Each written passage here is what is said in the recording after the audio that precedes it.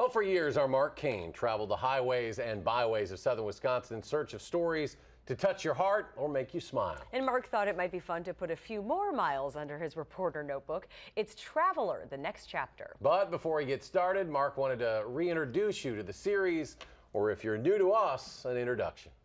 For over 2 decades, we traveled all over southern Wisconsin, shot tons of stories, and we thought it might be fun to share some of our favorites with you. There is one stumbling block, though. A lot of them are in deep storage, and I mean deep. This is where they live, and it isn't pretty.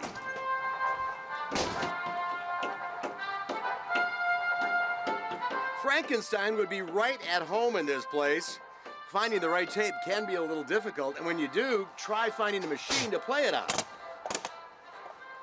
Technology has changed, but the stories haven't.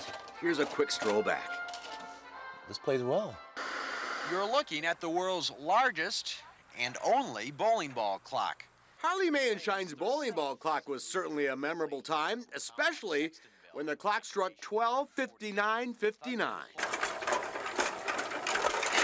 They call it the Big Dump. And I work here at the Worm Laboratory. As a matter of fact, they call me the Czar of the Underworld.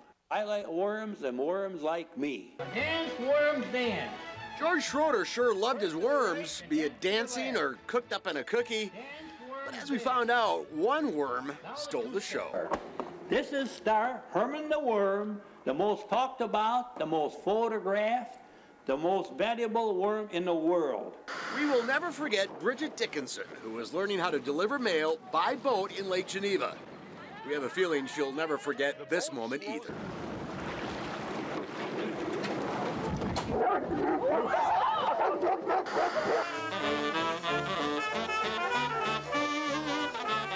This is the Heart Attack Band.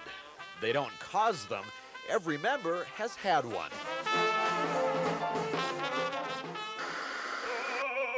Turn your dreams to a fact, it's up to you. Sadly, Bob Parrish is no longer with us, but his story and his music will live on. We can't wait to meet more Bob Parrishes as we embark on our next chapter. Mark Koehn, News 3. I'll spend with you these precious days. I'll spend with you. Oh, some fond memories. We hope to create some more of those. So if you know someone Mark should meet, please email him at traveler@WISC-TV.com. And if you'd like to see Mark's old stories in their entirety, you can check them out at channel3000.com. I have a feeling we'll have some takers on that one. He's got some cool hair in there. I know, some that cool was Mark, by the way. beards. Mark's been here a while, Yeah, hasn't he? I think so. Some great stories, though.